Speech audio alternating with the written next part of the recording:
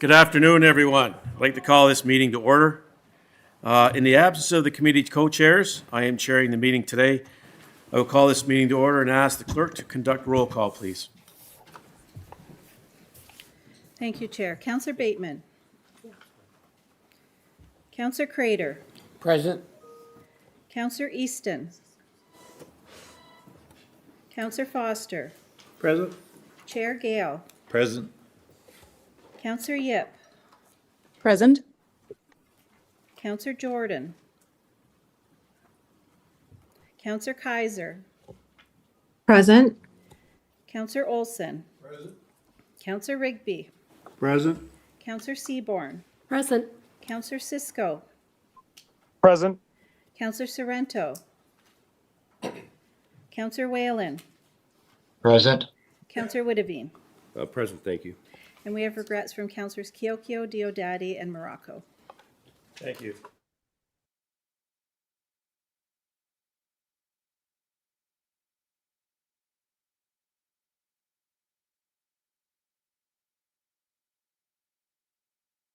The Credit First Nation. There are many First Nations, Métis, and Innu from across Turtle Island that live and work in Niagara today. The regional municipality of Niagara stands with all Indigenous peoples, past and present, in promoting the wise stewardship of the lands in which we live. Are there any disclosures of pecuniary interests?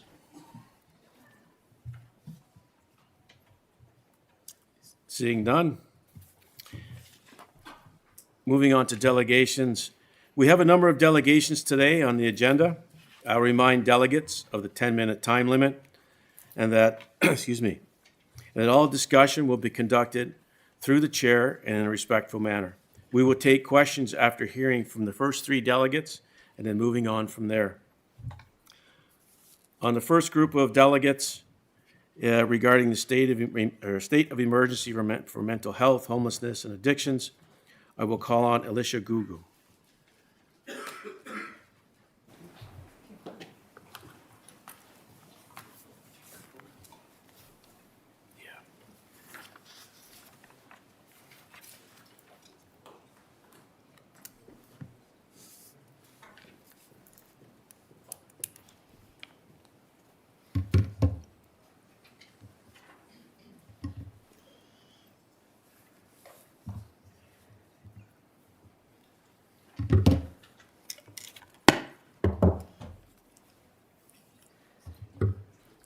Good afternoon, Chair, members of Council, and representatives from Public Health and Social Services.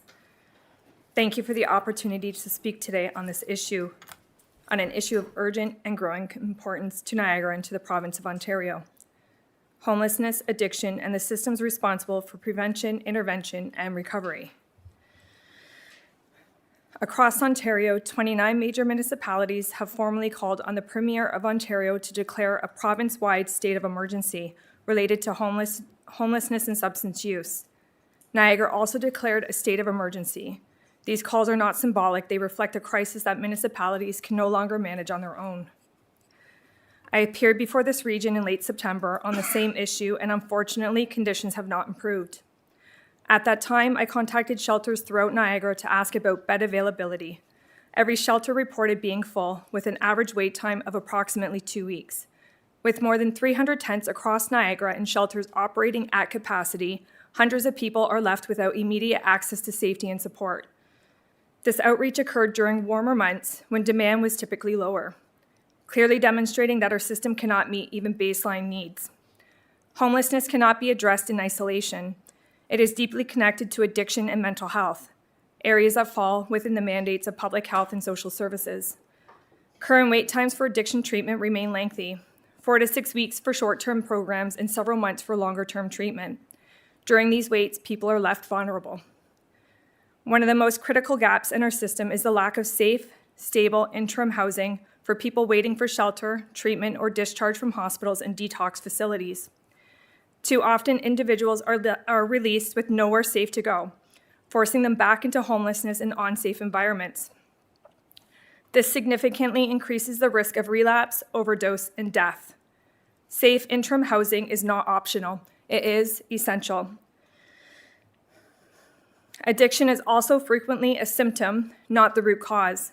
Many individuals are self-medicating untreated mental health conditions such as PTSD, depression, bipolar, and concurrent mental health disorders. Without timely access to psychiatric care, trauma-informed therapy, and long-term mental health supports, people cycle through shelters, emergency departments, hospitals, jails without achieving stability. There is simply not enough publicly funded mental health care to meet the level of need.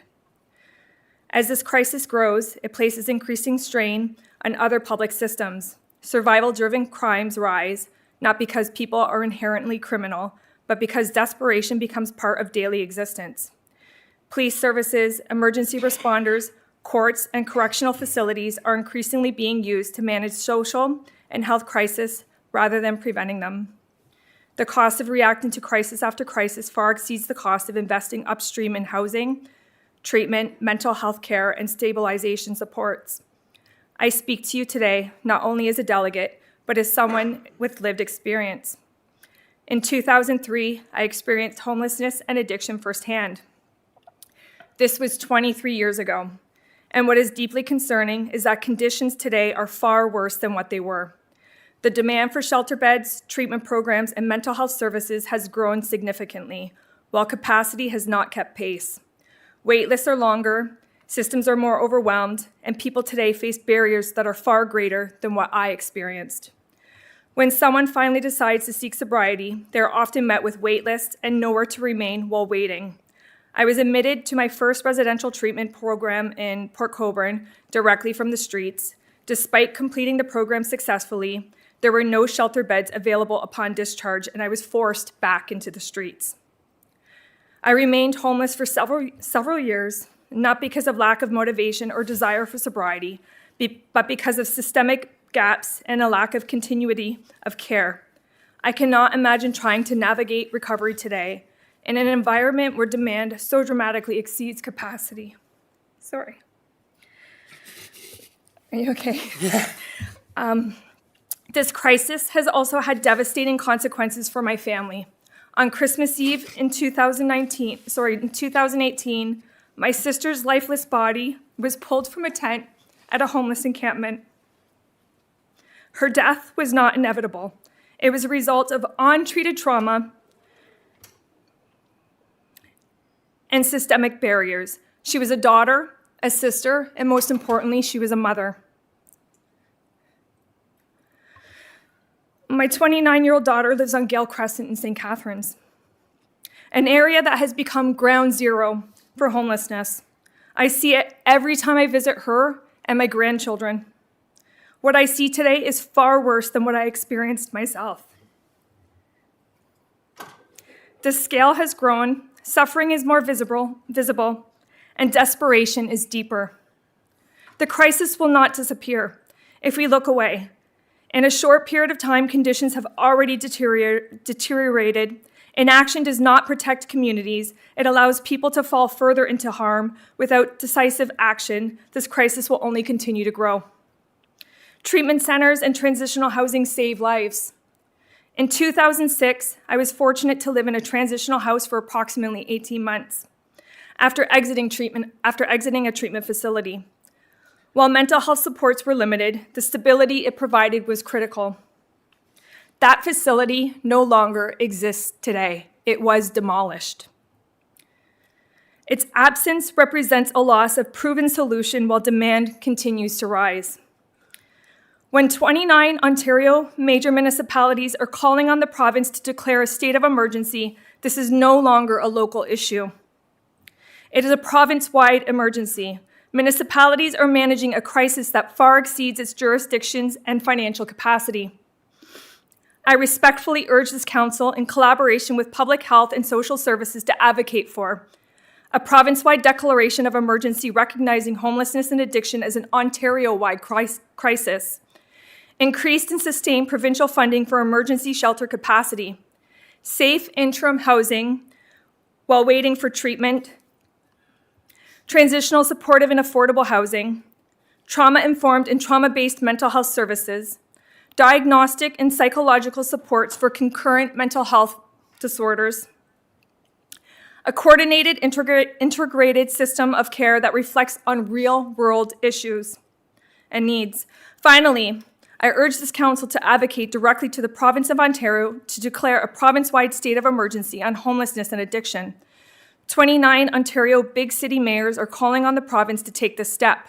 This is no longer a major issue. It is clear evidence of a province-wide crisis requiring urgent, coordinated provincial action. People should not have to rely on luck to survive or recover. Lives are being lost while wait lists continue to grow. Thank you for your time and commitment to addressing this urgent issue. Thank you for your delegation. Our next delegate is Cheryl Rowe, resident of the city of Welland.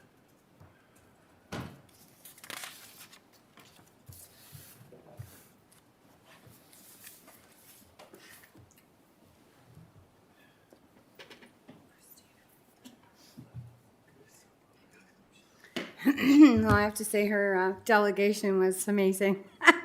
I've been before everybody here today. I just want to say hi and thank you for allowing me to delegate again today.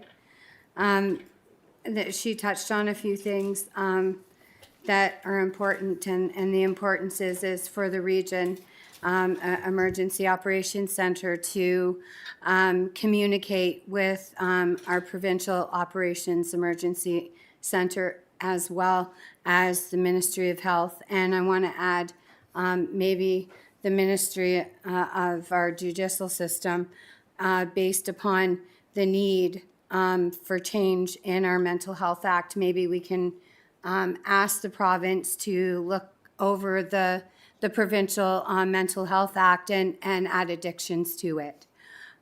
There's been some problems with, family members going into, a judge or a justice of the peace, filling out an application based upon mental health assessments, and what you get turned away with if there's anything about addictions added to that application, then they just literally say, sorry, but we can't accept this application. There's addictions based in this information. And so what ends up happening is you have to reapply and remove addictions. I did further that importance on a personal belief, a personal situation within my life. And I did go to Sam Osterhoff's office and ask for the Mental Health Act to be changed and add addictions to the sections as well as the title. So this way we can get proper assessments done based upon mental health and addictions, because they kind of run together. So just going back to asking, us to open up our regional emergencies operations center to communicate with the provincial operations emergency center, along with our ministries that need to be involved based upon homelessness and addictions. I did ask for in previous meetings based upon the need and what we actually need within the region. And most important is we do need an emergencies, mental health, homelessness, and addictions rehabilitation center with programs that will make them successful, that doesn't put them out on the streets, because we look at the shelter beds, they leave at a certain time in the morning, they have to call in, and if they don't make that call, then they're stuck outside, right? So they're just cycling and cycling. Well, we need to break that cycle. And in order to break that cycle, we need services that will home the homeless, put them into programs, put addiction addicts into addiction programs that will make them successful. I'm also, and the same with mental health. The mental health services has decreased. I worked in long-term care. I worked as a personal support worker. I seen the decrease in the nursing staff, the decrease in the healthcare services and mental health services across Niagara, not just across Niagara, but Hamilton as well. And that's I've seen a decrease in many, many different areas of healthcare. So I'm also going to ask that, I lost my thought. Like based upon homelessness, mental health, and addictions, that we form a board, a committee of people with lived experience. They've lived it. They know what's needed in our society in order to lessen the numbers. And yes, we know, like Niagara is above the provincial average of addictions, opioid overdoses. Like Niagara is third in line throughout the province in percentages. So I just ask that, like today, we move forward and into a solution, and not the Band-Aids that we've always had, and fix the system based upon judicial. Because even if you look at the judicial system, you have an addict commits a crime, they go in, okay, and I went through this process just recently. They go in, they look for surety to get them out of jail. It's like a catch and release process. They look for surety within the family and friends, and then if that doesn't succeed, then the John Howard Society inside Niagara does give sureties if their police record isn't bad. And then if that doesn't work, then it's a plea deal to remove them. So what I was asking, and Stephen and I both asked the duty council that day, has a judge ever ordered a rehabilitation order for them to have forced rehab? And she came back and said, yes, it has happened, but it's very rare. So, you want to look at the judicial system and say, hey, if they can do this and this can happen, okay, so then you would look at probation to rehabilitation. Is that person an addict? Does that person have mental health disorders? If so, then let's get them into rehab instead of, a probation, 18 months probation, throwing them back out into society to, survive for themselves. Because what's better, probation or rehabilitation? I say rehabilitation. So going forward, I just, ask that you guys all have it in your hearts to, move forward and let's come up with a solution based upon the increase that's happening. Thank you. Thank you for your delegation. The final delegate on this topic is Tammy Riley, resident of Niagara Falls.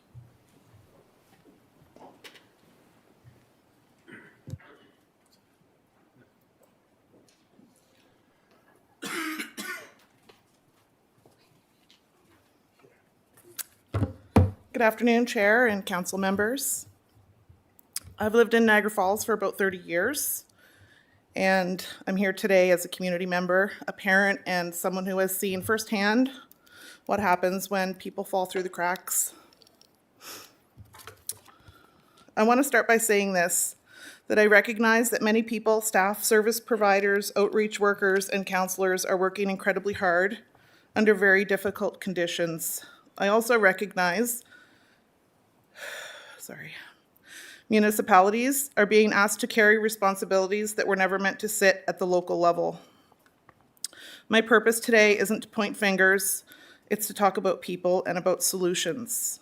And when we talk about homelessness, mental health, and addiction, we often talk about them as social issues or policy challenges, but they are not abstract problems, they're human beings. They are families and loved ones. My own daughter is living at,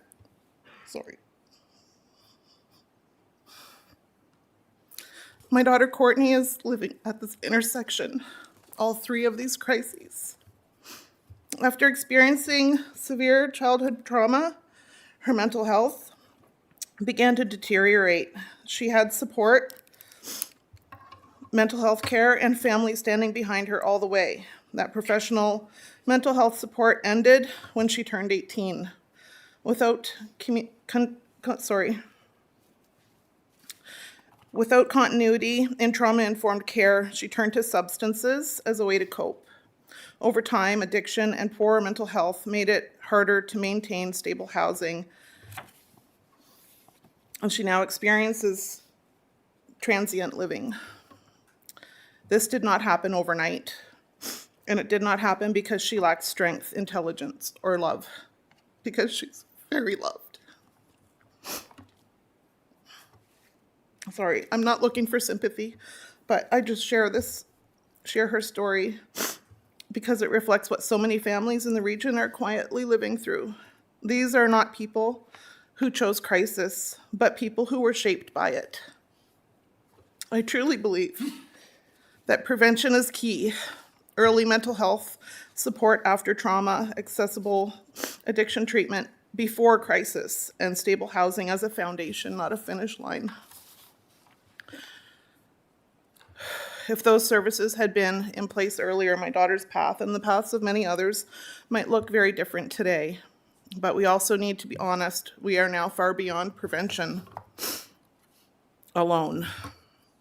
We are deep into an emergency, and there is a great deal of work ahead to dig ourselves out of it. Niagara has already taken an important step by declaring states of emergency related to homelessness, mental health, and addiction. That matters.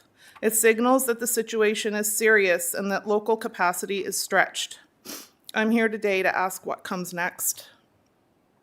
When a municipality declares a state of emergency, I think it's saying that we cannot do this alone. Homelessness, mental health, and addiction are interconnected, and they are shaped by systems that extend well beyond municipal control, healthcare, housing supply, income supports, and treatment capacity. Yet the impacts are felt most visibly at the local level in shelters, in emergency rooms, in encampments, and in families who are desperately trying to keep their loved ones safe. This is why communication and escalation matter so much. An emergency declaration should not be the end of the conversation. It should be the beginning of sustained advocacy. It should open doors, create urgency, and invite higher levels of government to step in with the tools and resources municipalities simply do not have. From the perspective of families like mine, what is most painful is not a lack of effort, it's the feeling that the system is moving too slowly while lives are unraveling. What gives me hope is the possibility of doing things differently. Solutions exist: coordinated mental health and addiction care, trauma-informed prevention, stable and supportive housing, faster pathways to treatment, clear accountability across levels of government, and none of these can be achieved by municipalities alone. So today, my ask is simple. Respectfully, I'm asking Regional Council to continue to use its voice to speak clearly, publicly, and persistently on behalf of the people who are struggling the most. Specifically, I'm asking Council to formally call on the Province of Ontario to declare a provincial state of emergency for homelessness, mental health, and addiction. A provincial declaration would acknowledge that communities like Niagara are overwhelmed, signal urgency across ministries, and help unlock coordinated action, funding, and flexibility. And most importantly, it will tell people who are suffering that we haven't forgotten them.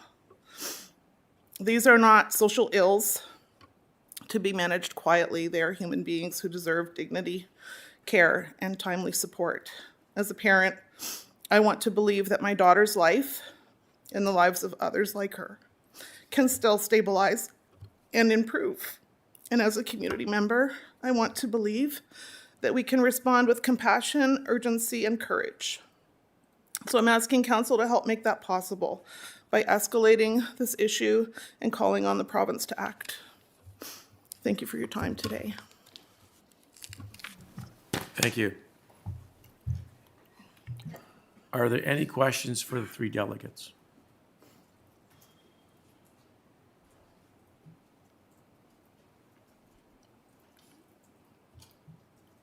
I'm not seeing any. Thank you, all three, for your delegations. Greatly appreciated. Thank you. Moving on to the next the referred motion, the winter weather emergency procedure for unhoused residents. I'm going to call on Tyler Robillard, resident, City of Thorold.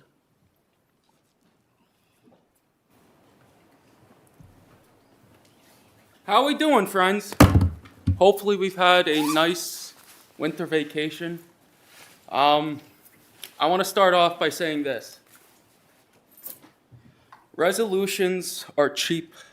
Resilience is priceless. This will get a little bit preachy. Be prepared. Chair, members of Regional Council, members of the Public Health and Social Services Committee, thank you for your time and trust to speak today.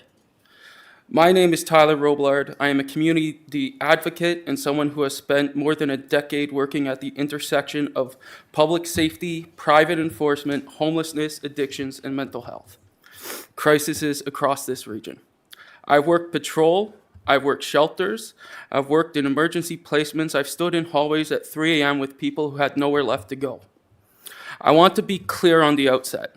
I am not here to attack organizations. I am here to speak to standards, oversight, and truth. Because too often, wool is being pulled over our eyes. On paper, the system looks functional, funding is allocated, partnerships are signed, reports are submitted. But what I'm seeing on the ground, frontline workers, residents, and community members are quietly telling us is something very different. NASA-funded community partners are in too many cases delivering subpar living conditions to people who are already desperate. No heat during cold months, no air conditioning during extreme heat, unsafe, unsupervised environments, no meaningful security presence, little to no accountability when complaints are raised. And the people living in these conditions do not have the luxury of choice.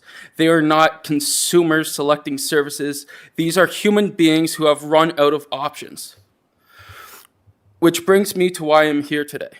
This is not just a policy problem. This is not just a procurement issue. This is not just a housing file. This is a moral problem. In the biblical tradition, there's a concept known as the watchman. In the book of Ezekiel, God says, I have made you a watchman. When you hear a word from my mouth, you must warn them. If you do not speak out, their blood I will require at your hand. The watchmen are not a judge. The watchman is not an executioner. The watchman is the one who sees danger approaching and refuses to stay silent. I'm here today as a watchman. Because silence, especially institutional silence, does not protect people, it protects systems. Scripture sets a very clear standard for leadership and care. In Proverbs, we are told, speak up for those who cannot speak up for themselves, ensure justice for those being crushed. Many residents in NASA-funded placements cannot speak freely. They fear being labeled difficult, they fear losing their placement, they fear retaliation, real or perceived. So when they cannot speak, we must. James put it even more bluntly. If one of you says to them, go in peace, keep warm and well fed, but does nothing about their physical needs, what good is it? We cannot pat ourselves on the back for providing a roof while ignoring the conditions under that roof. A roof without heat in winter is not a shelter. A room without safety is not care. A placement without accountability is not compassion. And Christ himself leaves no room for ambiguity in Matthew 25. Whatever you did for the least of these, you did for me. That passage is not symbolic. It is not poetic. It is a standard. And standards matter.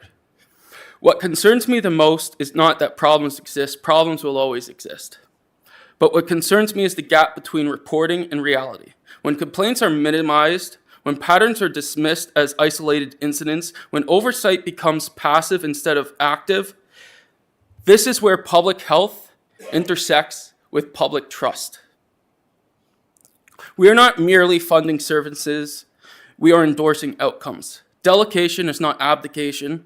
Contracting out does not mean checking out. Oversight is not hostility, it is stewardship. In Luke 12, Christ warns, from everyone who has been given much, much will be demanded. This region has been given funding, authority, and responsibility, and with that comes obligation. So I ask this committee respectfully, but firmly, can we stand idly by while standards erode? Can we continue to accept reassurances without verification? Can we look away when desperation is used to justify lesser care? Because there is a quiet danger here, one we do not like to name. When people are housed in unsafe, undignified conditions, it does not stabilize them, it deepens trauma, it breeds disorder, and it creates a downstream of costs in policing, EMS, hospitals, and corrections. This is not just morally wrong, it is practically foolish. What I'm calling for today is a simple, reasonable, and responsible. A regional review of NASO and its funded community partners. Clear, enforceable minimum living standards, transparent complaint tracking, independent verification, not just self-reporting. And when willingness to correct course where necessary. Not to shame, not to dismantle, but to restore integrity. The watchman does not burn down the city. The watchman raises the alarm so the city can be saved. If we fail to act when we know better, then we are no longer unaware, we are accountable. Micah 6:8 asks us plainly, what does the Lord require of you? To act justly, to love mercy, and to walk humbly. Justice requires truth. Mercy requires standards. Humility requires the courage to admit when something is not working. Let us not be a council that mistook activity for righteousness. Let us be remembered as those who pass the files instead of protecting people. Let us be watchmen. Thank you for your time, your attention, and your willingness to hear what must be said, for the sake of those who cannot say it themselves. Thank you. Are there any questions for the delegate?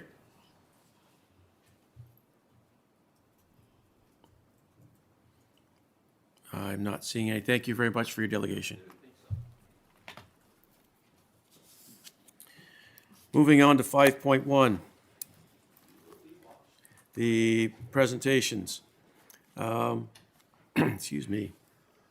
The response to the Ontario measles outbreak. I'd like to call on Rachel McBride, manager, and Sandra Jacobs, public health nurse team lead, infectious disease, for the presentation on response to the Ontario measles outbreak.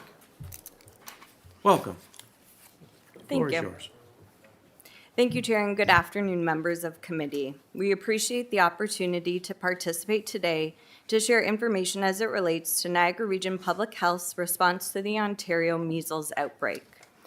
My name is Rachel McBride. I'm the manager of the Infectious Disease Program, and I'm joined today by Sandra Jacobs, public health nurse and team lead in our program. Together, we support a team that is responsible for case and contact management for various diseases of public health significance, including measles. In keeping with Council's strategic priorities, the Infectious Disease Program and our measles response align strongly with the objectives of an effective and equitable region. Our response ensured equitable access to information and support for all community members while delivering an effective and timely public health response, demonstrating responsible use of resources and protecting the health and well-being of the entire community. Measles is a highly contagious infection. It can spread easily through the air and close contact with an infected person. Reducing the transmission and impact of measles requires a strong prevention and response system in place. Measles can be extremely challenging to control given its airborne spread and a secondary attack rate reaching up to 90% among under-vaccinated contacts. A single infected person with measles can infect an average of 12 to 18 other people in a susceptible population. On average, Ontario experiences approximately 15 measles cases per year. Typically, these cases are travel-related without secondary spread to the local community. In 1998, Canada achieved elimination status for measles as a result of no locally transmitted infections or outbreaks for a duration of 12 months. Measles reemerged as a significant public health challenge in Ontario in the fall of 2024 when a large measles outbreak occurred, primarily affecting under-vaccinated individuals. After decades with no documented transmission within Canada, a total of 2,376 outbreak-related measles cases were reported across the province, affecting 26 out of 29 public health unit regions, one of the largest measles outbreaks in decades. The outbreak began in Ontario on October 28, 2024, following exposure to a travel-related measles case from New Brunswick. The provincial response to this outbreak included weekly outbreak meetings, bringing together affected public health units to provide updates and recommendations. While the outbreak in Ontario was declared over almost a year later on October the 6th, the ongoing transmission of cases for greater than 12 months led to Canada losing its measles elimination status in November of 2025. As measles continues to circulate in Canada and globally, ongoing vigilance for case finding and public health follow-up requires action beyond just the confirmed cases. There's a significant amount of work that is not well represented in case counts alone. In 2025, Niagara reported 13 of the 2,376 outbreak-related cases in the province. In total, however, Niagara also managed 94 possible cases and over 250 contacts. Effective case and contact management by public health is one of the most critical pillars of controlling measles transmission. In March 2025, our team of public health nurses initiated an investigation for a lab-confirmed case of measles, identifying cases quickly, ensuring isolation, tracing contacts, assessing risk, implementing timely interventions such as exclusion and post-exposure prophylaxis are all the central role of public health.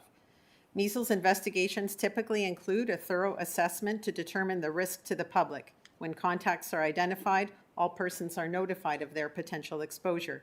Media releases are issued in an attempt to identify larger populations of contacts. In this example from March of 2025, one student with measles quickly led to identification of 142 contacts requiring contact management in the household, school, and community. Each contact was notified of their potential exposure, immunization status reviewed, and health education provided about symptoms, transmission, and potential isolation. Recommendations were made for 29 of the 142 under-immunized contacts to be excluded from school for a period of 28 days to reduce the risk of further spread and keeping the community of Niagara safe. As Sandra mentioned, measles case and contact management is highly complex and labor-intensive. During the peak of Niagara's outbreak cases, the demands exceeded the capacity of our infectious disease team, and additional staffing supports were essential to ensure a timely and thorough response. To meet the surge in workload, public health nurses from our sexual health and outreach teams were redeployed to support contact management. Health promoters from multiple programs assisted with general measles inquiries through our dedicated measles call line and supported resource development and website updates. In total, redeployed staff contributed 287 hours of work in addition to the efforts of our baseline team of 8 public health nurses in the infectious disease program. Because measles response often extends beyond regular business hours, staff also worked 141 overtime hours, including evenings and weekends, to maintain continuity of response. Despite this, investing in thorough case and contact management is essential as it prevents further transmission, reduces the likelihood of repeat case and contact investigations, and ultimately protects the health of our community. Vaccination remains the strongest protection against measles. In Niagara, current measles vaccination coverage is 87.8% among children 4 to 17 years of age and 82.8% among children under 4 years of age in child care settings. Each year, Niagara Region Public Health conducts routine immunization record reviews for students in both elementary and secondary schools. During the recent measles outbreak, rapid access to accurate immunization records allowed us to quickly prioritize contacts, provide appropriate vaccination recommendations, and even offer on-site vaccination clinics for staff and students affected by this exposure. Responding to the measles outbreak required a truly collaborative approach, working closely with partners such as school boards, healthcare providers, community organizations, the ministry, and other public health units. Collaboration and engagement of community leaders helped build trust with the community and contributed to our successful follow-up. We worked with healthcare providers to streamline our reporting process to ensure timely and accurate reporting, testing, and management of suspect cases in the community. Preparedness activities with several different community partners, including childcare, post-secondary institutions, and long-term care homes, ensured consistent messaging and planning. Internally, we collaborated across programs to effectively deliver case and contact management, vaccination administration, testing, on-site school support, and communications. Niagara's experience demonstrated that collaboration, quick action, clear communication, and effective case and contact management are essential tools for protecting the community from highly contagious diseases like measles. Thank you. Thank you. Are there any questions regarding the presentation? I have a question. Are there any questions regarding the presentation from councillors? No? Thank you for your presentation. It's greatly appreciated. Moving on, 5.2, Emergency Management 2025 Annual Report. I'll call on Chris Schreich, Manager, Emergency Management, for the presentation of Emergency Management 2025 Annual Report. Welcome. Thank you.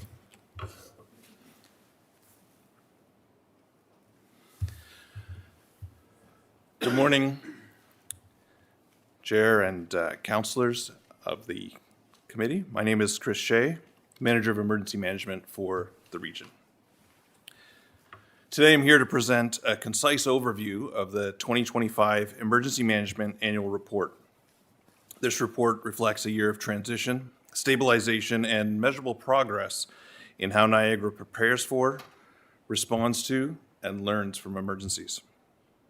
While much of emergency management is about readiness for events we hope never happen, 2025 demonstrated very clearly why sustained investment in preparedness, coordination, and capability matters.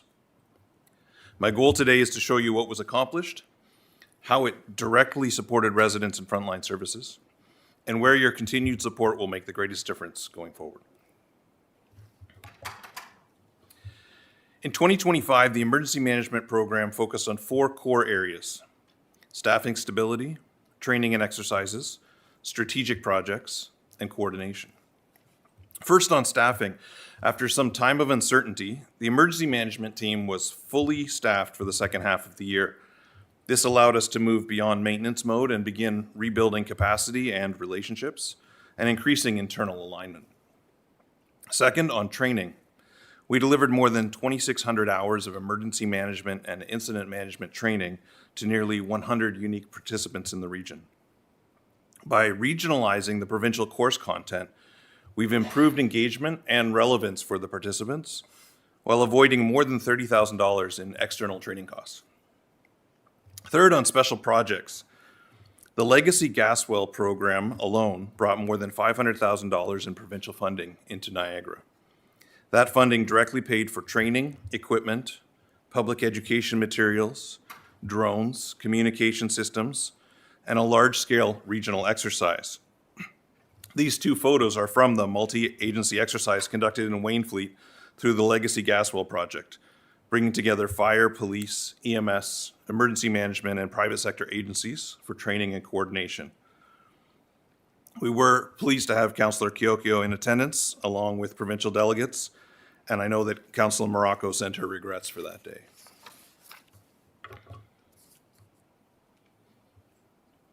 While preparedness is our foundation, 2025 also required significant operational response. First, enhanced monitoring. We introduced a formal Level 2 enhanced monitoring model. This allows staff to actively monitor emerging threats before they escalate, providing early warnings and regular situation reports to senior leadership, to the municipalities, police, EMS, and other partners. This approach was used successfully during major events, including the G7 First Ministers meeting and several significant winter weather events. Second, operational support. During the Humberstone landfill fire, emergency management provided drone-based thermal imaging, plume modeling, and situational intelligence. This allowed incident commanders to identify their hotspots faster and deploy resources more effectively, improving safety and operational outcomes. And you can see two photos of the emergency management drone response, one at Humberstone and the other one in Wainfleet. Emergency management provided operational support in another incident which was not included in the annual report because it came after the report was published. During the police incident involving a barricaded suspect in Welland on December 19th, our team facilitated requests for regional support from Niagara Regional Police, including their request for scene lighting from Public Works, requests for emergency shelter services, and provision of refreshments for first responders, which we obtained through a local nonprofit. The EOC was also partially activated to coordinate informational updates from the scene and facilitate decision-making on service disruptions within the region, shift changes, and regional staff safety. Finally, evacuation hosting. Niagara hosted more than 5,000 wildfire evacuees over several months this summer. Although the region was not the designated host, our team stepped in to coordinate health, social, and logistical services when gaps became evident early on. This included organizing vaccination clinics, tracking medical needs, supporting frontline providers, and coordination across agencies. This work protected the evacuees, supported local services, and reduced risk, but also highlighted systemic gaps in the provincial vendor-led model. The estimated cost to Niagara region exceeded $2 million, most of which was not reimbursable. These experiences are directly shaping our planning and advocacy for the current evacuation we're working on and future events. Looking ahead, 2026 and beyond will focus on strengthening governance, building capacity and collaboration, and increasing readiness and situational awareness. First, on governance, the Emergency Response Plan will undergo its first major revision in 10 years, expanding from a response-only document into a comprehensive emergency management plan that includes preparedness, mitigation, recovery, and continuity of government. Second, training and exercises. We will continue expanding in-house training and scenario-based exercises, giving staff and leaders more opportunities to practice their roles before real incidents occur. On collaboration, we are deepening partnerships with municipalities, utilities, healthcare providers, and community organizations. There's growing interest in shared service models, but these will require a clear mandate direction from Council. Fourth, continuity. My team is working on an interdepartmental team on the development of a program for continuity of government, ensuring essential services are provided and other functions are quickly restored after an emergency. And finally, situational awareness. We're working towards better integration of data, dashboards, and incident management tools so leadership has timely, accurate information when decisions matter most. In closing, 2025 was a year of rebuilding and a proof of concept. Niagara is provincially compliant, we are capable, and increasingly coordinated. But continued progress depends on sustained support, clear mandate alignment, and strategic investment. With that, I'm happy to answer any questions. Thank you. Are there any councillors who wish to ask any questions regarding the presentation? Chair Gale. Thank you. Through you, Chair. Chris, it is. Thank you. You said the evacuees, we stepped in to fill the gaps when the evacuees were here. And I believe you said 4,000? Or was I wrong? Through you, Chair, I believe it was over 5,000 evacuees total over time. Different communities were evacuated at different times through the summer. So as some left, others came in, including several from Manitoba. So through you, Chair, had we have not stepped in, this was a federal mission that was probably the right thing to do. Had we have not stepped in, what would have happened? Through you, Chair, I believe the evacuations would have happened. They did happen. That was fully funded and provided for by the private contracting partner. What would have happened was delayed in providing additional services. There was a lot of disorganization between agencies that were involved. And so one example we found was additional calls for EMS and additional burden on health services. The role of emergency management was to bring all those partners together, say who is doing what and how can we help each other to make sure that we do this more efficiently, to provide better service both for our own residents and for the evacuees.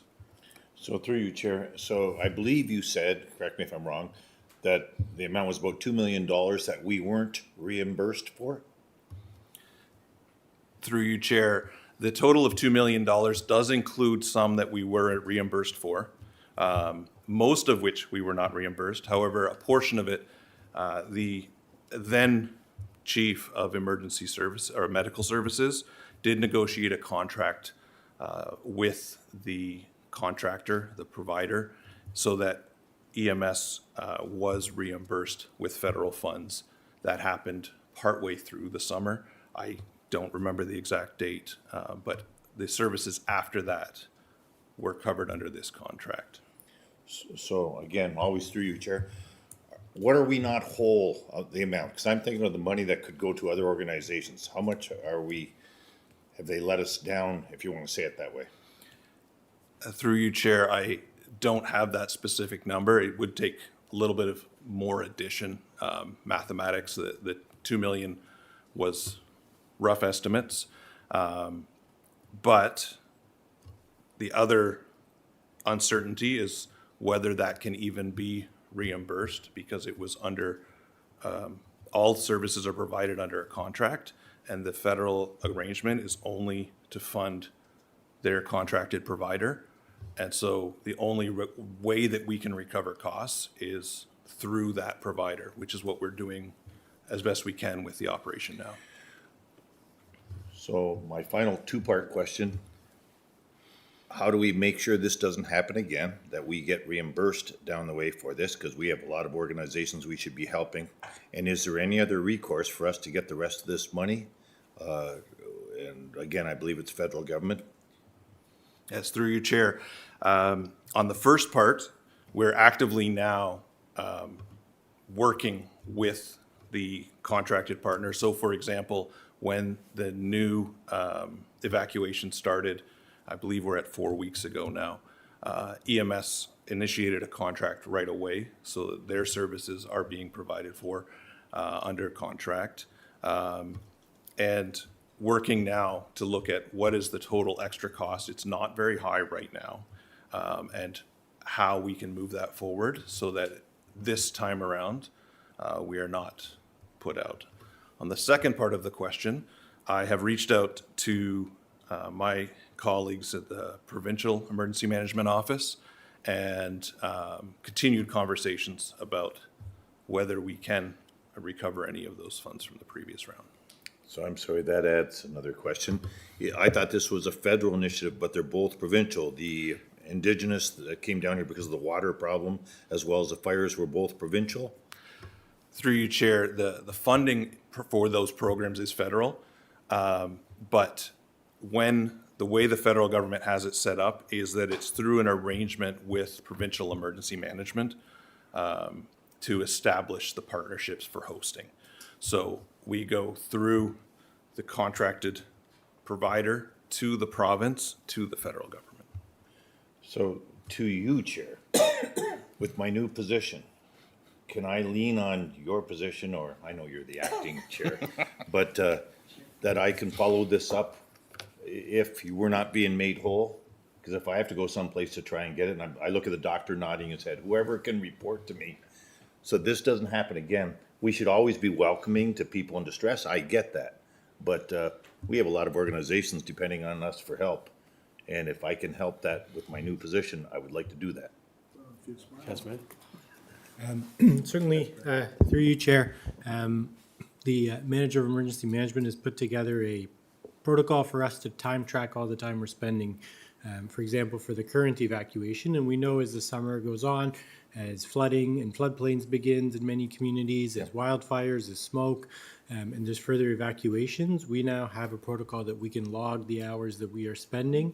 And that's also then an opportunity cost. For example, if I'm on calls or we're doing other work, we then can't do some of the core work like our team has presented to you many times on. There's an opportunity cost there and service that we're not able to provide. So we're documenting all that, and then we are seeing how we can recuperate that, and certainly appreciate the offers, your offers and offers of other members of council to help support us in that effort. So thank you. My last comment. Chris, you know what my personality's like. We should be made whole on things like this. We have a lot of groups that depend on us, and this is one that the government might have let us down. I'm not sure. So if this happens again, please go out of your way. Thank you. Thank you, Chair. Councillor Olson. Yes, thank you, Chair. My first question is to get a bit of context here. How many staff do you have in your department, including yourself? Through you, Chair. Thank you for the question, Councillor. Including myself, this year we have 4. One of those is funded through provincial grant and will end in March, so next month. At that time, I'll be at 3 full-time staff. Okay. Now, through you, Chair, again, how often do you exercise your processes and your plans? You mentioned the one with the gas wells at Wainfleet, I believe. How often do you exercise your other plans to make sure that they're right up to date and understood? Through you, Chair. The provincial mandate is that there's at least one exercise of the Emergency Operating Center and a drill that covers the entire region, 1 per year. I have only been in this position 6 months. We have done one of those as well as the one in Wainfleet, which was more of a first response one. But I also know that the after action from that Wainfleet one saw a large appetite with our first responders for continued collaboration. And I have been in meetings since then with EMS and some of the municipal fire departments talking about how we can set up another or more frequently scheduled, because those events have happened less than annually at the first response. The other strategy that I'm implementing for 2026 is that instead of having one large exercise for all of the staff involved with an emergency, we have multiple smaller ones. Not only does that allow the flexibility for staff to participate, but it reinforces more frequently. So that would probably be 3 to 4 is what we've planned. Okay, thank you, Chair. And, my service, we had a thing called a tactical exercise without troops. It was just known as a TOOT.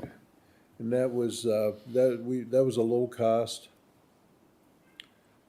high involvement, high performance type of, is that the type of exercise you're looking at in terms of a tabletop exercise kind of thing? Yes, through you, Chair, our EOC exercises tend to be tabletop, but we also have a 5-year plan we're building now that builds so that we start with discussion, moving to tabletop, moving to functional exercises, moving to full scale, so that people are comfortable and prepared when we put them into an actual active scenario. And my final question, Chair, through you, is I was wondering, were there any, when you do these exercises, were there any kind of redundancies revealed that should be reported back to us or councils to make sure that we're not paying twice for something or paying to do business with ourselves, that kind of thing? Through you, Chair, I have not had any reports of those. Yeah.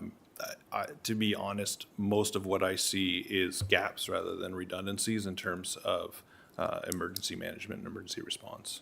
Okay, thank you. That was going to be my next question about gaps. Where did you see for gaps and that type of thing? Yes, through you, Chair, I thank you for that question. What I see is that the function of emergency management, I've mentioned we have moving forward to 3 full-time staff for the region. Most of you will know within your municipalities that you don't even have a full-time staff person for emergency management.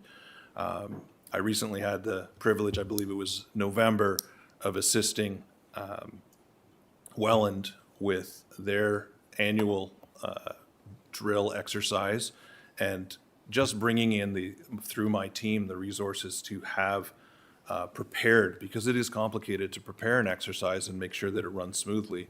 So bringing that in to assist the municipality and support municipal staff in their training.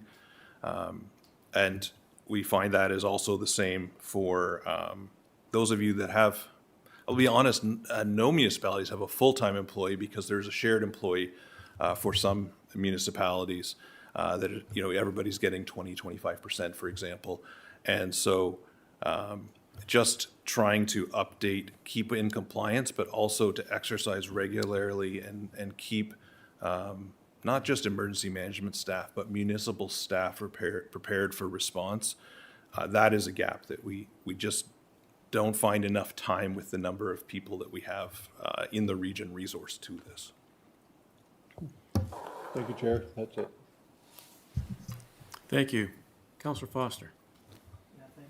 And Councillor Olson kind of went into the area I was interested in a bit. Lower tier municipalities are expected to have emergency response policies, procedures. They have designated staff within them as well. I mean, out in Lincoln, and Mayor Easton can correct me, but I believe it's the chief of the emergency services out there that has strong responsibility in that area. So I'm sort of curious, like, who does what in this? Like, a train slides off the track in Lincoln. Like how does this all work? Like, when does your team get involved with this? Are they asked by the municipality? How does this all fit together? Because it sounds to me a little bit like duplication that we're doing. So I just want to make sure I understand correctly what's going on. Through you, Chair. Thank you for that question, Councillor. I will give you, as best I can, the short version of that, and obviously open outside of chambers to have long conversations with anyone. This is my favorite topic. The primary role of emergency management in Ontario always falls to the local municipality. And so in the scenario you have given, the primary response to that event in Lincoln is for the municipality to do that. Lincoln does share an emergency management specialist with a couple of other municipalities underneath, as you say, the chief. And so that person would help organize the emergency operating center with the CAO and other key staff to make decisions. The primary operational response would be initiated by the fire department. They would draw in the technical supports they need. That would be obviously police and other fire services. They would go beyond the region, perhaps for hazardous material services, contacting all the way to the feds for a train derailment for sure. And that really focuses on what's happening on the ground, containing, protecting. Where emergency management tends to be focused is the coordination of outside services and the disruption of services. So because some of those services happen at the region, for example, emergency social services, emergency medical services, the role of regional emergency management is to coordinate the application of regional services into the municipality and vice versa. And so where we stand up the regional EOC is really when we're asking regional staff through the CAO to make those emergency decisions, and asking council whether this is a regional disaster because it exceeds the scope and capacity of that municipality. People are probably being evacuated to other municipalities. Then that coordination piece is where my team supports council's plans and the actions of regional staff. Thank you very much for that. I hope you don't mind. I'd like to follow up with you sometime. Absolutely. Just to have a good discussion about this in the future. So thank you.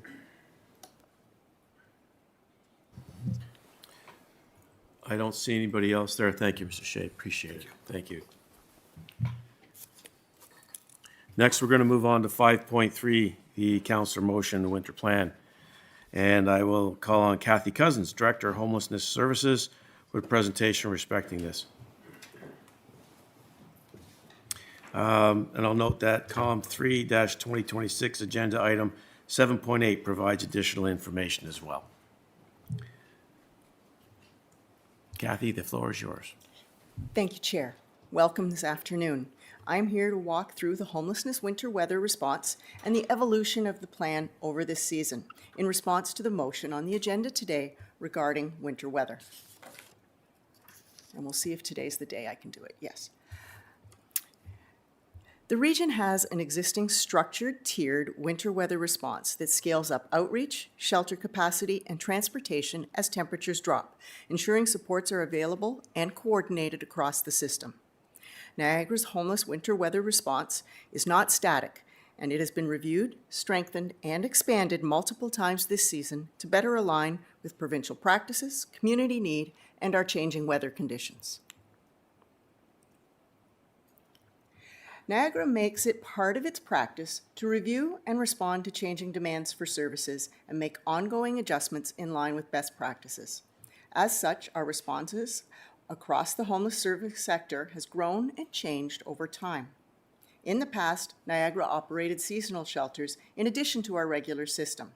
They ran all winter as overnight supports. This was the common response across the province at that time.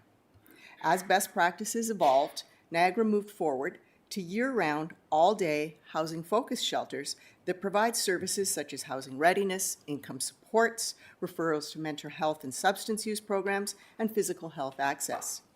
This change in delivery model allowed staff to have time during the day with individuals to support them with housing goals and housing readiness. This is something that can't be achieved in an overnight environment. As a result, over 90 beds of seasonal shelter were converted to the year-round shelters that now operate in St. Catharines as Royarden and in Niagara Falls at Summer Street. Similarly, we have been seeing the changes in client needs, with chronic homelessness, addiction, and mental health challenges increasing, and have been responding by moving our focus to investing and enabling supportive housing programs to meet those emerging needs. However, as the pressures of homelessness continue to increase in Niagara and across the province, we are also again seeing increased demand for seasonal supports. And in the winter of 2025-26, 40 overflow beds were established at 2 shelters. Over the course of this winter season, we made further changes to meet demand and to acknowledge the harsher winter we are experiencing. We increased the number of beds from 40 to 80, and then again to 98. We also modified the temperature threshold to -10 from the previous -15. While winter weather supports are critical for individuals, the overnight delivery model again is not supporting with housing goals, and when common space and existing shelters are leveraged, the delivery model is then diminished for all participants at that site. Niagara's homeless winter weather response is organized to provide levels of support in 3 tiers, triggered at different temperature thresholds. The first response begins at 0 degrees. At this stage, all agencies that we partner with share information with clients about the risks of colder weather. The outreach team, NASO, offers winter supplies to those who are unhoused and encourages individuals to access shelter spaces. The next level of response happens at -5 degrees. All partner agencies continue to work educating individuals on the risks of cold weather. Outreach continues to encourage individuals to access shelter and provides winter weather supplies. In addition, NASO works to engage clients at encampments and known gathering places to perform safety checks, doing their best to ensure individuals are protected against the cold. The third tier, which now comes into effect at -10 degrees. At this time, Homelessness Services declares a winter weather advisory. This is done 48 hours in advance of the anticipated temperature of -10. At that time, a communication is sent to partner agencies and other allied homelessness agencies about the expected cold and reminding of all services that are available. This communication ensures that all agencies, including our prevention agencies, supportive housing providers, police, EMS, transit, Reach Niagara, Positive Living, Welcoming Streets, and Social Assistance are all aware, along with shelters and outreach, of the supports available to those who are unhoused. This affords the opportunity to share with clients as they present across systems and across services in Niagara to share information on the overflow shelters. Then the overflow shelter spaces are opened up, with 98 spaces currently being offered in addition to our regular capacity of 300 spaces. The shelter operators lift all restrictions that do not pose a safety risk to staff or shelter occupants. NASO increases their hours of service to the extent staffing is available and work to ensure that during these 48 hours, every encampment is visited. Transit provides the opportunity for unhoused individuals to ride the bus for free to shelters as well as to municipal warming centers. At the conclusion of a winter weather advisory, Homelessness Services sends a further communication to all partners and allied agencies to make them aware of the date that the response is ending, again to support clients having lots of opportunity for communication. Niagara's shelter system works as a connected system. If a shelter is at capacity, staff work to find a client an available space and support with transportation to and from that space. The shelter system has not reached capacity during a winter weather advisory. Again, the system has been responsive and has increased spaces as required to meet this objective. I want to take this opportunity to thank every provider that has come forward to support the overflow spaces, add spaces within their own facilities to create additional capacity, and to assist with the communications to those who are unhoused, ensuring awareness of beds. This chart is being shared to demonstrate that the system has had availability in winter spaces and regular spaces. While an individual site may be at capacity, the system has other offerings for the individual, and again, will support with transportation to and from. Based on the data that staff are seeing on continuing available capacity, and that capacity increases as temperatures warm, meaning less individuals are seeking shelter as we warm towards 0 degrees, we conclude that the current response is meeting the community need at this time. Given that the system is not experiencing full utilization during winter weather advisories, and unhoused individuals have shown to present less as temperatures warm, staff would not recommend spending limited funding on unutilized capacity. An additional concern of staff regarding the motion is the concept of police involvement and the unintended consequences associated. Staff rely on a trust relationship with clients to support housing goals, and that relationship will be impacted if clients perceive that staff are calling the police, resulting in a police involvement for them. As well, knowing the risk of police involvement will result in some clients choosing not to access for shelter opportunities, further putting them at risk during cold weather. If I may make an analogy, shelters are similar to the emergency department of a hospital. They are short-term, and they allow for triage to understand what supports are needed for the individual. A shelter without the appropriate housing is similar to an emergency room without the wards and the specialty wards to transfer patients onto to receive the care they need. To make further progress to both those who present at a shelter and individuals who are currently avoiding coming to shelter, investments in supportive housing should be what we prioritize.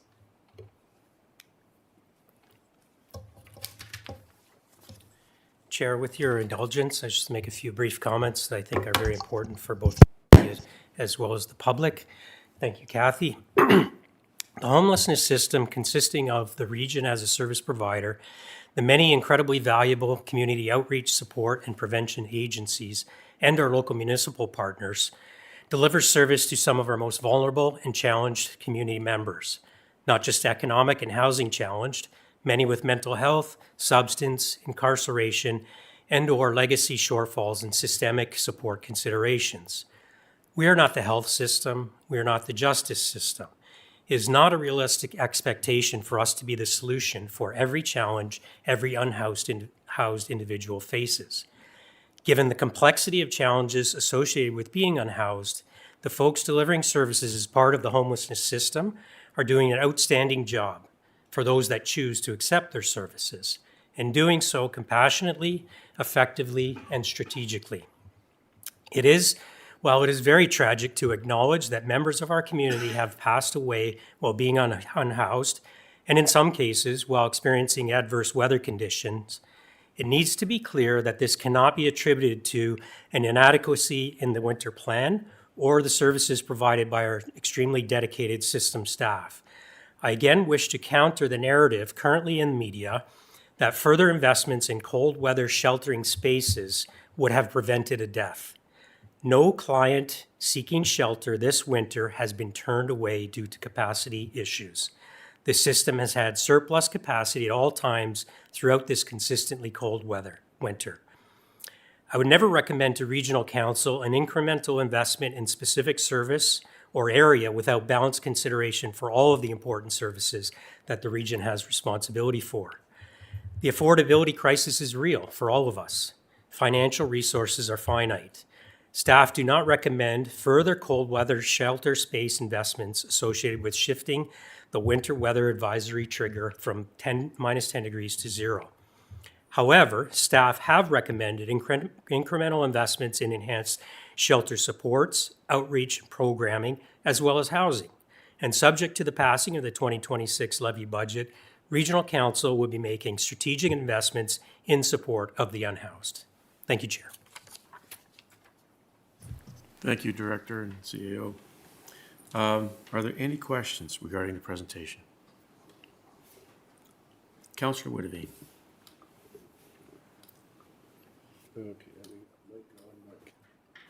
There it is, okay. Yeah, thank you, Director Cousins, for giving us that update on our winter outreach program, and I know that it's always challenging because we feel the cold, and we just think about those that are challenged out on the street with the same temperatures we're trying to hide from. And I'm glad that, I guess it's just a comment, Mr. Chair. I didn't expect CAO Tripp to come up, but I was going to ask the question, as we had speakers earlier stating that people were turned away and made I guess statements that I was looking for clarity for our staff and through Director Cousins and Chair or CAO Tripp clarified that no individuals were turned away from our shelters through this cold period was one of the questions that I had that were answered, and I knew that. I was just sometimes we're being provoked, and that's where I thought the opportunity was to seek some clarification and being provoked as putting staff not doing enough. And I know I've spoken to some of these individuals say we are always moving forward, we are always doing more. And it just sometimes I feel frustrated that we're doing our best and always being told that it's never enough. And I know it's never enough, but I believe that this council, as long as I've been here, has had a heart for our community and has put lots of taxpayers' dollars towards these initiatives and showing our compassion towards our community. So I just wanted to make that statement because I know now we're at the other side of a cold snap, and this will all probably be water under the bridge in another month and life will go on again. But I think we really put a good plan of action together with staff this winter, and obviously we can recognize the outcome that we've had. We've had a good outcome, and no one has succumbed this winter to any life or death situation because of us. So thank you, Mr. Chair, for your indulgence for my comments. Wouldn't you agree, Director? Thank you. There we go. Through you, Chair, actually, thank you, and I appreciate the comments, and not just for myself, my team, but for every one of the agencies and frontline staff that are out there that also receive some of that negative commentary that's out there. Thank you. Chair Gale. Thank you, Chair, and I'll make this into a question. Yep, no problem. Through you. So I just want to reiterate, no one has been refused a bed at a shelter this winter, correct? Through you, Chair, that is correct. If we don't have a space in the shelter you present at, we get you a space at a shelter that does have capacity. And the unfortunate individual, and we're all sorry that he passed, was not refused a bed at the shelter, although there was a narrative out there that we did refuse. The shelter he presented at was at capacity. They were in the process of transitioning to another shelter. We had capacity on the night in question. So, Mr. Chair, put this into a question. I'm going to ask her if she agrees. After that meeting, my first council meeting, I saw how upset staff were. And then especially with the media afterwards, and the CAO, I'm proud of him for standing up there, and Henry for her comments. The narrative was out there that we let the people down on this, and we did not on this. Unfortunately, people have the choice in that case. We can't force them to be there. But I'm proud of staff on this, and I just wanted to make it perfectly clear because the only narrative that came out in the media, out of certain media, was negative on us. And I'm proud of staff how they stood up, because I've had meetings, we've all talked to staff about this. Do you agree with what I just said? Don't even answer. I'm good. I'm good. Thank you. You're good, Director, You're don't welcome. worry. Counselor Easton. Thank you very much, Mr. Chairman. I appreciate this report and both the comments of Ms. Cousins as well as CAO Tripp. However, even from today, it sounds like there isn't across-the-board agreement or even a belief in the integrity of our system. I mean, the messages are very clear that we are receiving today. There is and was capacity, and the system works as one big system with a great deal of interconnected communication. But there still is pent-up tension in the system. Is there something happening here that we haven't quite grasped? I think we're leaving here today knowing that the system is very responsive. Where is this pent-up tension coming from? Is it something that's relevant to today's discussion? I don't know if the perceptions are going to change. They don't appear to have changed from what we heard earlier today from the delegations. Can we have a response to this? Through you, Chair, I absolutely sympathize with the stories that we heard earlier today, and I think some of the complexity of homelessness is what is presented there. And it's the complexity that gets added with mental health and addictions. Sometimes when an individual presents at a shelter, if they can't access that shelter, they may not be willing to move on to another shelter. They may have concerns about another shelter. But it is truly unfortunate that when you put the three together, people's capacity and the decisions they make might be slightly different than the decisions that we would make. And it's really very unfortunate. It's also very difficult for family members because shelters are not a substance use treatment site and they are not a mental health site. So the services offered can be a referral to all of those opportunities, but some of what we heard today was more around opportunities for treatment and opportunities to support post-treatment. And the case managers that work in a shelter, their goal is to get you housed. That is the mandate of housing. We are not, as CAO Tripp said, a mental health facility. We are not a substance use facility. We can only support you with your housing goals and referrals to those other systems, which may have wait lists. Okay, so at this moment in time, then do we have a role to help with the next step, which is treatment? What do we have to say about that? Because we're certainly involved in that phase of people's journey as well. What do we say to people about that part of it? So through you, Chair, I actually think Council has made great strides towards that already.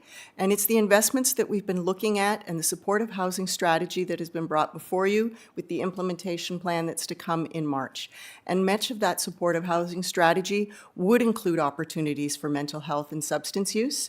And they may not be completely associated or need to be associated with what I will say municipal affairs and housing, but also associated with the health system and with the Ministry of Health, because those are the beds that people people are looking for is that supportive housing opportunity, similar to the example that was given earlier around the need for transitional housing, a form of supportive housing. So council has already started down that journey. Okay, that is certainly very good to hear you repeat that. Mr. Chairman, do we have a report that includes concrete data on the dimensions of additional care services that we still require? Do we have that available? Dr. Kesmani? Through you, Chair, I think much of what's being referred to is under the purview of the healthcare system, which would be through Ontario Health, through the Ministry of Health as was identified. I think you may recall, Chair, that the OHT, the Niagara Ontario Health Team, did present, their mental health and addictions working group did present to this group about the work they're doing, and they would be primarily responsible for that area. It's certainly something that we can follow up with that group on and see if they can provide any updates. Mr. Chairman, thank you very much, Dr. Kasmani. Could we consider a joint letter between a joint letter from Chair Gale and from Dr. Kasmani to Niagara Health, identifying where some of those gaps continue to impact the level of demand on the very limited mandate that we have in this area? Is that a reasonable possibility? Doctor? Perhaps, Chair, through you and with the permission of Council, perhaps we can investigate what will be the most effective way in communicating this. I think perhaps starting with the Ontario Health Team, some of the work they've already done would be a good spot, and then we can see where the gaps are before we determine exactly to whom we would advocate. I don't want to presuppose any organization before we just know exactly where we need to go. Yes, I understand, Dr. Kasmani. So, Mr. Chairman, we can expect to hear more about the process of ongoing communication and so that this committee can review that. I mean, it would be ideal if it was in the next cycle. Is that a possibility? So through Councillor Easton, if we give that as direction to staff, if they could come back next week, is that possible? Or next month, sorry. Yes, our deadlines are very fast approaching. I think the deadline for submission for us is actually the end of this week to get it in for next cycle. That's how far in advance that we work. And so because it's an external organization, I can't speak on their behalf as to whether they'd be fully prepared by that period, but we will make the request. And certainly as soon as reasonably possible, given those how far in advance we have to work, we will ask them for further information and whether they'd be willing to come back and present themselves. Okay, let's start with that. Thank you, Dr. Kasmani. Thank you, Mr. Chairman. Thank you. Councillor Crater. Thank you.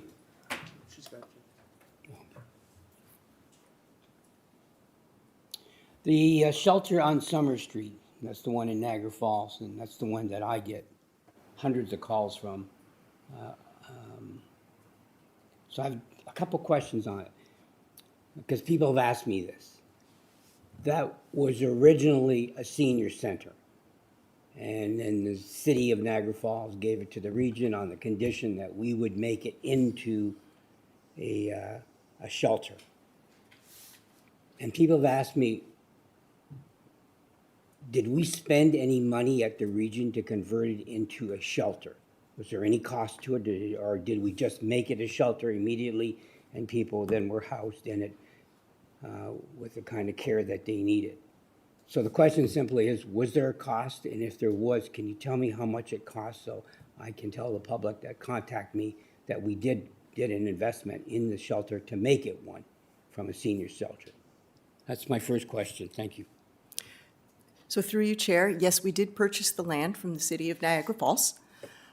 We put very limited money, really just the HVAC system needed a little work and not much else in order to transition it into a shelter, as the long-term goal is to actually take that building down and make it into community housing. It is a short-term solution while we are looking for property in the city of Niagara Falls for a more permanent and purpose-built shelter site. Okay. And to share with you, that's what I tell them, but I think now though, and I've urged everyone on my websites to watch today's meeting so they can hear an answer to the question they've been asking me. The other thing is, I get, not a lot, but I get a number of calls, and this is how the call basically goes from different individuals who have called me. They'll say, Kim, I'm calling you because I got your cell number from somebody who says I should give you a shout. I was down at the shelter on Summer Street. I'm not going into it. I don't think it's safe, and I'd rather be out on the street than go into that shelter. And I say, well, what is it that you're asking me? They said, does the region, when people go into the shelter, do you have a set of rules? Do you have something that you review to make sure that when people are going in there, it's going to be a safe environment? And if you don't, then I'm going to stay out in the street. I will not go into a shelter where I feel unsafe. So that's what I've been asked. And there's a fair number of people have said that to me. I don't know where, and I do ask them, where do you go if you won't go into the shelter? Then they said, well, we'll try to find someplace else, but we're not going into an unsafe environment. So through you, Chair, the Summer Street shelter is a congregate-based shelter. So you don't have your own room. It does create anxiety for many people, including I'm sure many of us would not enjoy living in a congregate shelter of that nature. It is the reason it is temporary, and you will see that the permanent site will have individual rooms, affording people some privacy. There's a lot of anxiety in being in the shelter system. Naturally so, it is a stressful and traumatic period of time, and having that privacy really does matter. Yes, there is a code of conduct and a conversation when you check into a shelter about our expectations, what the rules are, what behaviors will get you restricted, what that may look like, just as you sign also, a participation agreement in that work. And staff do work to keep the environment safe, but as I say, for many people, that congregate environment can be very triggering. So what do I tell them? I'm on the phone with them. What do I say to them? Through you, if their concern is a congregate-based environment, then present at the shelter, indicate your concern, and see if we can find you a space in one of the other shelters, like the Royerton Shelter in St. Catharines, that does have individual rooms. Otherwise, reassure them that yes, there are rules, there are codes of conduct, and there are expectations, and there is 24/7 staffing to help ensure that those behaviors are followed. Thank you. Thank you, Chair. Thank you. Councillor Foster. Yeah, thank you, Chair and Senna. Kathy, thank you for the presentation and some of the discussion earlier from some of the people bringing things forward was this notion that somehow we are not advocating for better services, for more monies, for all these other types of things. I'm just wondering, would it make sense in the future? This is a great presentation. It should be shown every once in a while. But adding a screen talking about the individual things that we have been doing and where we have had success. For instance, additional funding coming from the provincial government, from even some of the programs that we put in place. I mean, it might make even a stronger document as we're talking about this, because again, perception is 90% of reality, and when we don't have anything like that down, people fill in blanks that shouldn't be filled in. So I'm just curious, do you think that would be a good idea? So through you, Chair, I know we've done some work before to educate around what advocacy has happened from this council, because this council has been very strong for us. You go to AMO, you go to Niagara Week. We've done some great work recently with the placemat you received with a number of ministries around our need for supportive housing. And I'm going to suggest, even the team, we've managed to get some grants. We are always out there looking. Our outcomes have actually afforded us the ability to get grants because we've been successful here in Niagara. So it is something that we could look at putting together and work with our communication staff on. Yeah, thank you. I just think it would be a good idea. So anyway, staff can take that away and think about it. Thank you. And I believe it's being noted. Councillor Sorrento.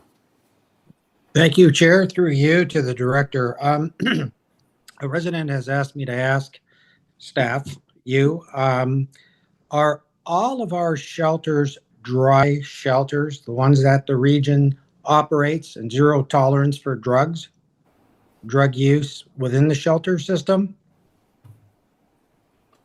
So through you, Chair, we operate what are best practice shelters, which are trauma-informed and low barrier. So if somebody presents under the influence, we will still serve you, we will still work with you, so long as you are not a danger to others.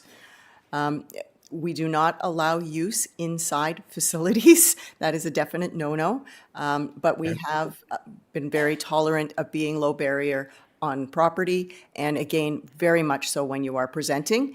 And our providers have a range of how they support that low barrier across the system, but the consistent component is always, if you arrive under the influence, we will work with you to serve you and to shelter you and to continue to meet your needs and the supports you require. Okay, through you, Chair, to the director, thank you. Then would it be a reasonable assumption that some people presume that because we work with, would you say low barrier or low barrier individuals, that when it takes on a life of its own, that we get the rap that we are not a dry shelter in our system? Is that a fair comment? I'm I'm struggling a little. Can with you that. see how, through you, Yeah. Chair, can you see how we would go from low barrier to, the region is operating, wet shelters or allowing people to do drugs on, and their shelters? Can you see that connection? Can you see that happening? I can see, and sorry, through you, Mr. Chair, I can understand the concern around the notion of dry shelters, but we have to be very cognizant as the bulk of our clients, and we learn this through our point in time counts and even through the presentations we have had earlier. Many present with mental health and substance use challenges. So in order to serve them, we need to be able to accommodate that level of service, or they will not present. Great. And through you, Chair, to the director, to the best of your knowledge, is the HEART system helping out our unhoused people with the issues that they have? I know we don't run it, but can you speak to that? So through you, Chair, the Heart Hub has started up, and I know that there's going to be a follow-up report coming through to this committee in May with updates, but I can tell you that partnership is strong between homelessness and the Heart Hub. We're already meeting regularly, and we are supporting in transitioning clients to their caseload in order to get them the services that you're referring to, which is the mental health and the substance use case management. Okay, that's great. And one other question, Chair, through you to the director. I believe I was told earlier this year by staff that our homelessness rate in the region came down vis-a-vis the province. It came down about 17% this most recent report. Can you speak to that, please? Certainly, through you, Chair, I believe the commentary you're looking at is AMO released a report around homelessness between the years of 2022 and 2025, showing that the provincial increase was approximately 30% in homelessness. Here in Niagara, during that same 4-year time frame, our experience was 8.7%. So through you, Chair, to the director, so we're obviously doing something right because the rate is coming down. I know we still have a very serious problem and it exists, but that's a little bit of good news for the people that have received that help. And I know one of my colleagues spoke to that, talking about, good news reports and stories. Thank you for that. Very good. No further questions. Thank you so much, the entire team. Thank you, Chair, and I yield the floor. Thank you for yielding. Councillor Cisco. Thank you, Chair, and I will apologize. I had to step out of the meeting for a few minutes, but I don't believe the questions I had. Could we go back to slide number 8? Because my question sort of revolves around the available shelter spaces. I will say it was interesting to see the numbers in this slide because, you know, we have been doing our best to track City of St. Catharines as we go, and the numbers don't really align with what we've been told. I was curious though, with respect to the available normal spaces, you know, it seems to indicate that at all times, you know, there's between 6 and 15 normal spaces available. I'm wondering how many of those would be classified as youth spaces?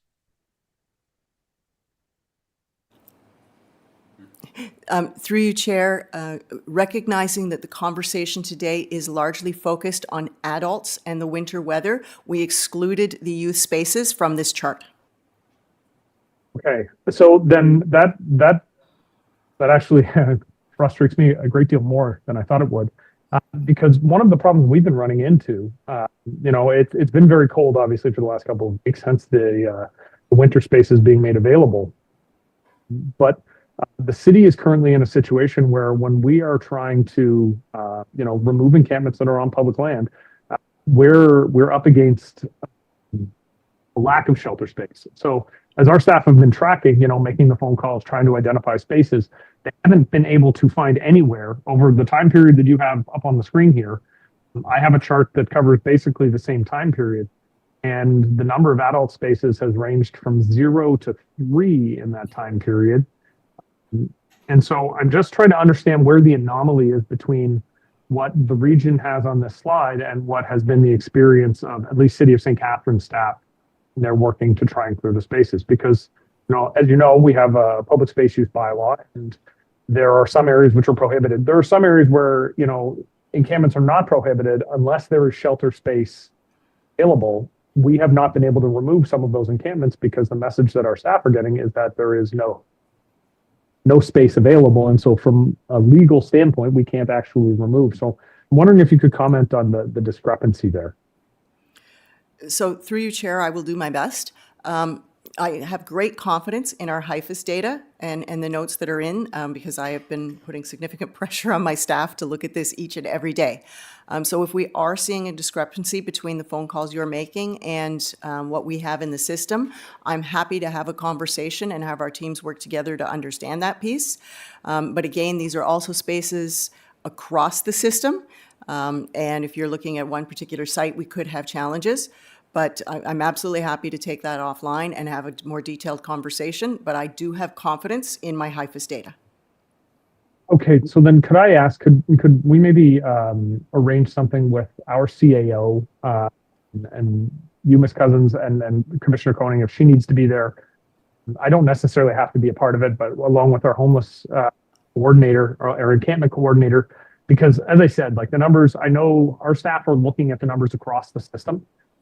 And as I said, what we're seeing and what we're being told when our staff phone calls and trying to identify, you know, legally defensible shelter, the numbers just, we're not seeing them matching up with what's. I would appreciate that. Are you able to, we make that happen in the coming days? Through the chair, yes, absolutely. Thank you, Chair. Thank you. Chair Gale. Sorry for the second time, but I wanted to clear up. This isn't the reason I buzzed in through you, Chair. When Councillor Sorrento asked you, and you said AMO on a survey or whatever from 2022 to 2025 said that it went up 30% around the province, we went up 8.7%? Through you, Chair, correct.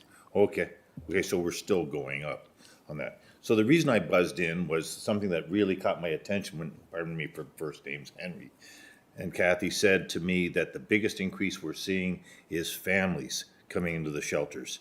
And that was very disturbing that I thought council should hear about. Whole families coming into shelters, passing all the marks to come in and that. If you want to comment on it, please. But that really hit me thinking that father, mother, couple kids coming into a shelter. So through you, Chair, yes, we are experiencing two growth sectors in the homelessness world right now. This is Niagara, but it is also across Ontario, seniors and families. What I will comment on is this is single adults. We will never let a family and children be out in the cold or any other time out on the streets. We have an entire separate overflow program that supports families in hotels to ensure that they are always offered shelters and supports. But unfortunately, yes, family homelessness in Niagara, like many others, is a growing concern. So I just wanted to let that know. Thank you. Director, I think I don't see anybody else. Thank you very much for your presentation. Thank you for the good work. We're going to move on to item 6.1, COM C7 2026, referral motion. Is there a mover and seconder?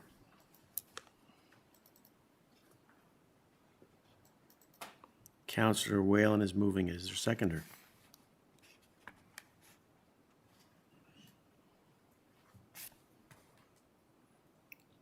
Councilor Siewert.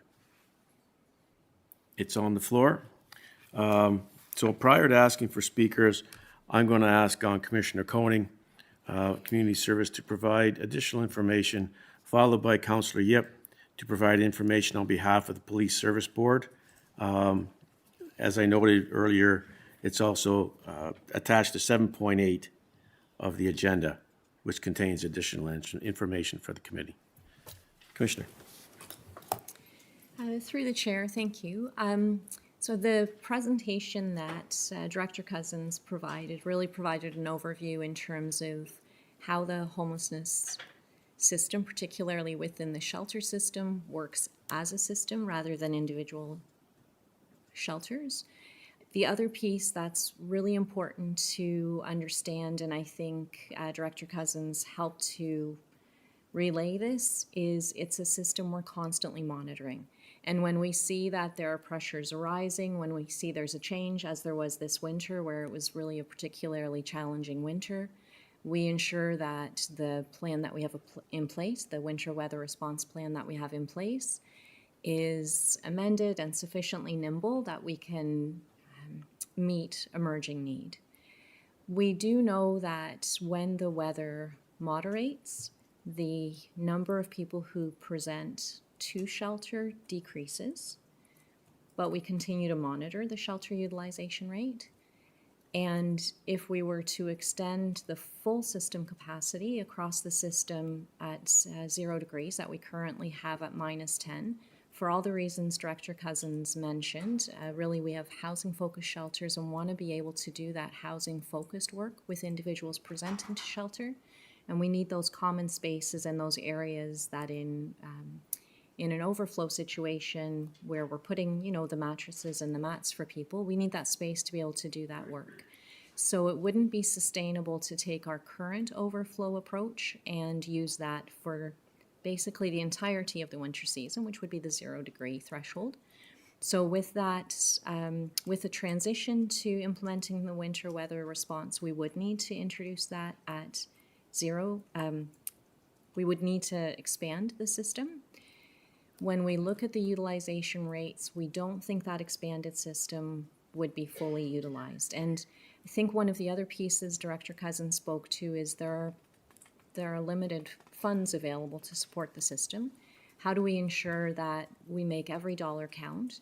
And how do we ensure that we don't have a high number of vacancies sitting in the system when we could potentially be using the money that was used to create those spots for something where we're seeing a better return on investment? Because ultimately we really want to support individuals who are experiencing homelessness to be sustainably rehoused with the supports that they need to be sustainably rehoused. I think the other piece, and again it was mentioned in the presentation, that's a huge concern, is if we were to implement a system where if someone presents to shelter a few days a week and then has a day that they don't present to shelter, which is not unusual, people may not present to shelter 7 days a week, we would need to initiate a missing person process at that point. the system working with people who are highly vulnerable with challenges related to underlying mental health challenges, potentially substance use challenges, are less likely to use the shelter system if they know that if they're a regular user of the system, if they don't come in, that they'll be part of a missing person case with police. So although really well intended, I think that the unintended consequences would actually serve to present a huge challenge for individuals in the system. Thank you, Commissioner. Councillor Yip. Thank you, through you, Chair. My comments with respect to the police implications are also intertwined with some of my own comments. So I'll be sure to, rather than speaking twice, I'll be sure to make clear the difference here.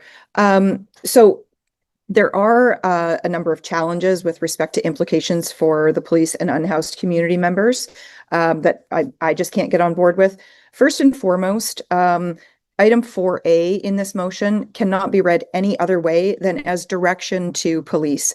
And as a number of my colleagues all know, council does not and cannot direct police. So we cannot tell police when they should and should not be considering someone to be missing or endangered.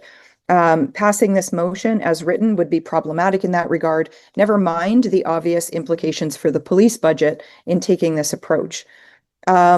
Some of the concerns shared by police with respect to actually carrying out the actions indicated in this motion, following the guidelines of the missing person questionnaire that's filled out by the front line, these cases will be deemed a priority 1 response. And to be clear, priority 1 response engages multiple police resources, including frontline officers and specialty units. So every time a missing person, every time someone is declared missing, we would have to engage the K9 unit and the emergency tactical search team, in addition to sort of everyday police resources. This draw on resources for each unhoused person that cannot be located would be debilitating to the service's ability to provide policing across the region. And to be clear, I am sharing the police's response here. The use of the word debilitating is their own word.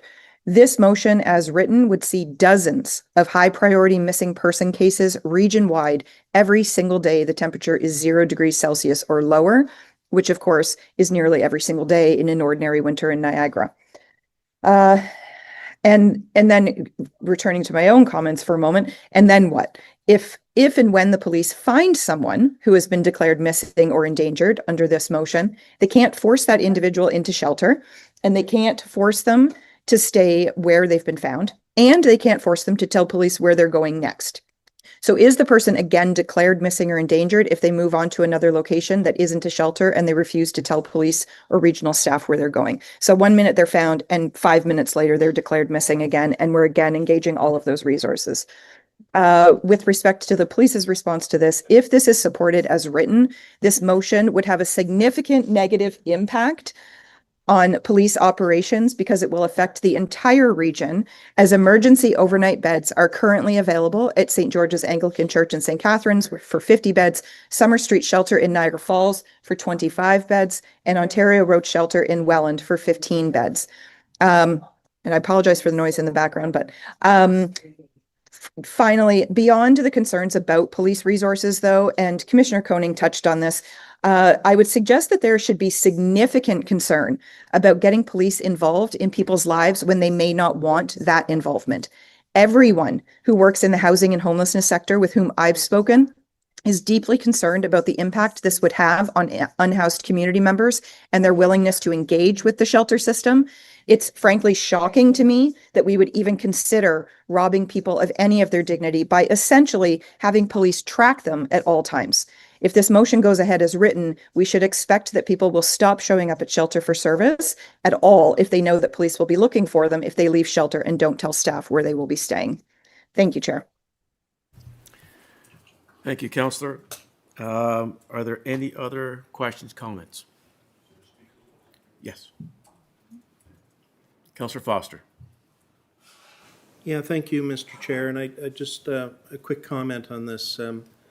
I really appreciate staff coming back with the presentation and the full outlining of all of this for us ahead of this motion coming on board. And this is why these types of motions should be coming to committee, so that we can debate them ahead of time as opposed to them going to council. And I don't know how many times I have said that, but I think we as a council really do need to make sure that we keep motions at the council as emergency only, and making sure that we have the full debates here at our committee. So anyway, I want to thank staff for the really, really good presentation and information for us. Thank you. Chair Gale. So it should tell council a lot when you have Councillor Yip, Councillor Foster, and I all agreeing on this. But regardless, I thank her for her speech on this. I agree with her wholeheartedly. We've already shown that we are treating everybody at the shelters where we'd be wasting money, and it's not about money. But on this, it's millions of dollars. I won't even ask the question, but I know that it was millions of dollars to bring it down to 0 degrees. Could you tell me who moved and seconded this report, please?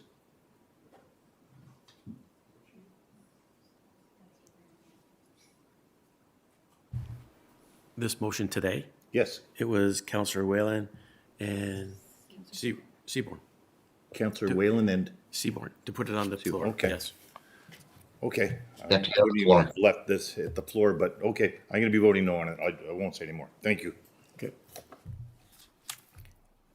I don't see any other comments or hands on the screen, so I'm going to call the question. Please vote electronically.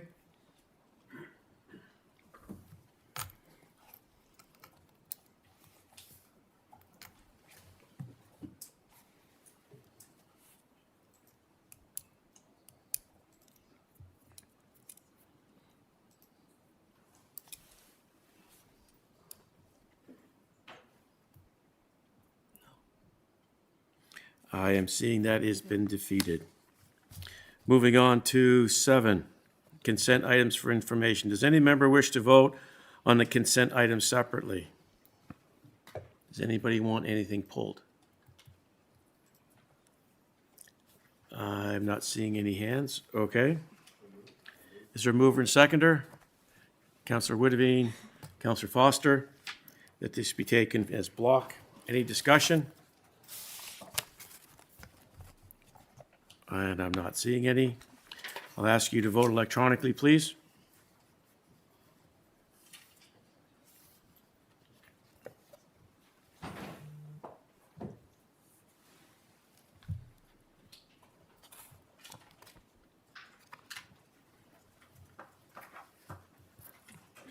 And that has carried. Thank you very much. Any other business that needs to be attended to?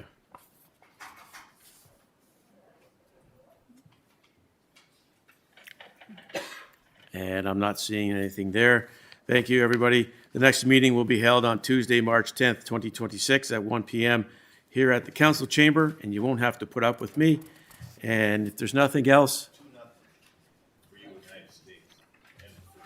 thank you. Good job, Chair. Good job. Have a Good great job, day, Tom. everybody. Yep, bye-bye all. Take care.